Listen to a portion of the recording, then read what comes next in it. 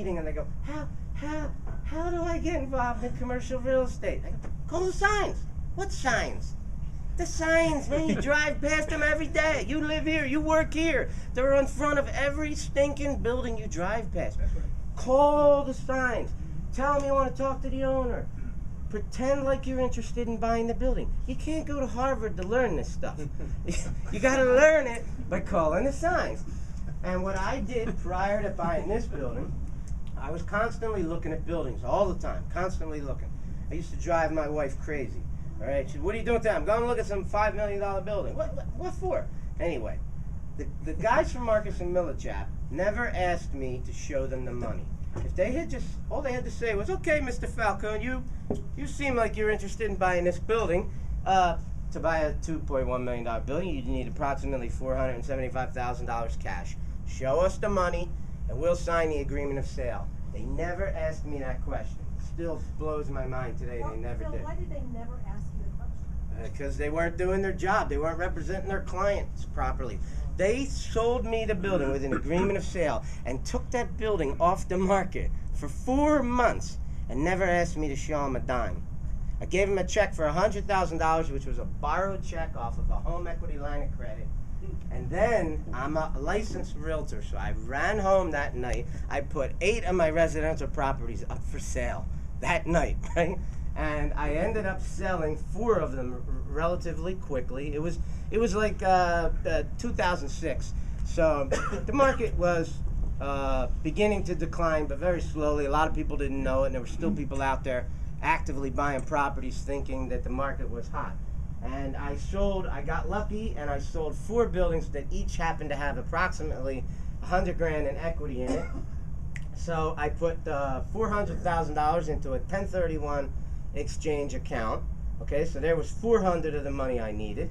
Now, if you buy a duplex, what happens to the last month's rent and the security deposit? It's transferred to you when you buy the building, right? Well, this joint had a $40,000 a month rent roll. So they had last month's rent and security deposits of $60,000.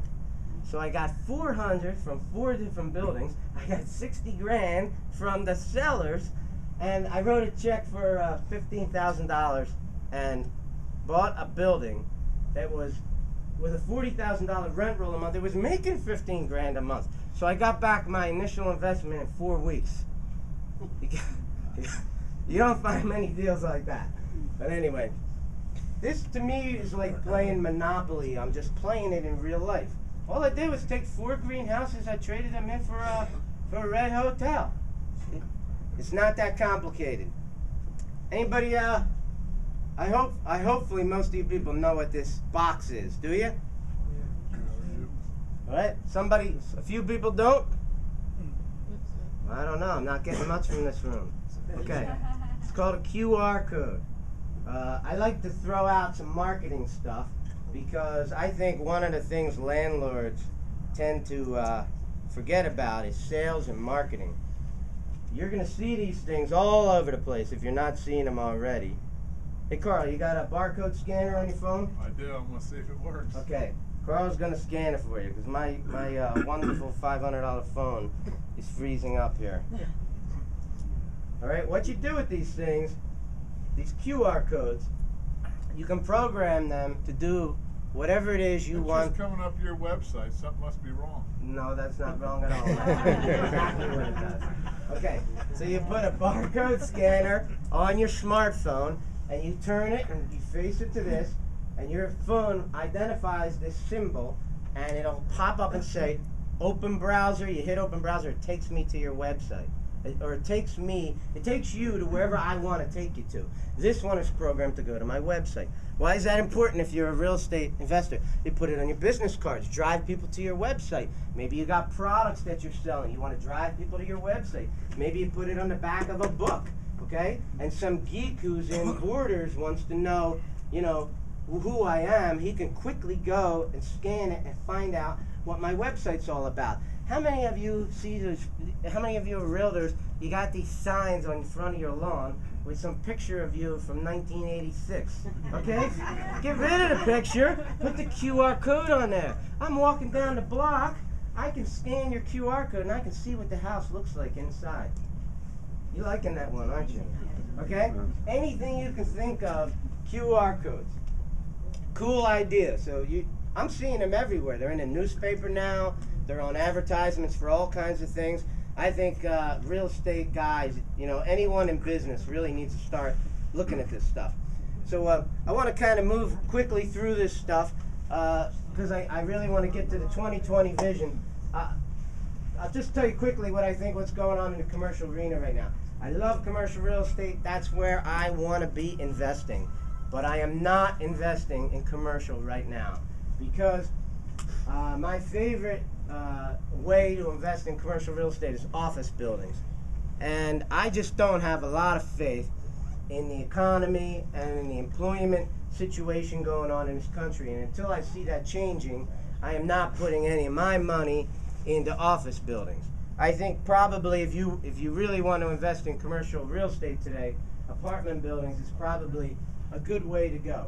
But I'm constantly out there looking at deals. Every couple of weeks I look at deals because I want to keep my finger on the pulse of what's going on in the commercial arena. And when the time is right to start acquiring commercial properties, I want to be ready, okay? So I want to be in it. I'll tell you about a deal I just tried to do on Roosevelt Boulevard in Northeast Philly. This property was located at the corner of Grant and the Boulevard in the Northeast. And it was listed for sale for 2 years at $3.5 million. And just sitting there, this building's sitting there for 2 years. And recently, I guess it was maybe October of last year, 2010, they lowered the price to $2.5 million, took $1 million off of it in one cut. All of a sudden, all these people come out of the woodwork to buy the building. So there were 8 bidders on the building, me and 7 large corporations, Walgreens and all of CVS and all these other guys. And you would think that I had no shot at getting the building, being I'm the small fry out of all these guys. But these big corporations, they got special contracts. They come in and they say, oh, we'll give you 2.4 million, 2.3 million, whatever the number was. But they need 18 months to do a whatever survey, and they need all this time to put the deal together, and they want to make sure that they're going to be allowed to build it there. So they have all these legal clauses to get out of the deal should the thing not work. I was the only one of the 8 people who were going to use the building as it was. I was going to fix up the existing building. I was going to build another Executech Suites there. So they were very interested in me. So I brought this private investor in. His name's Vlad. I talk about him a lot in my book. Him and I have done a lot of exciting things together. And I took him down there, and we like to have fun in this business.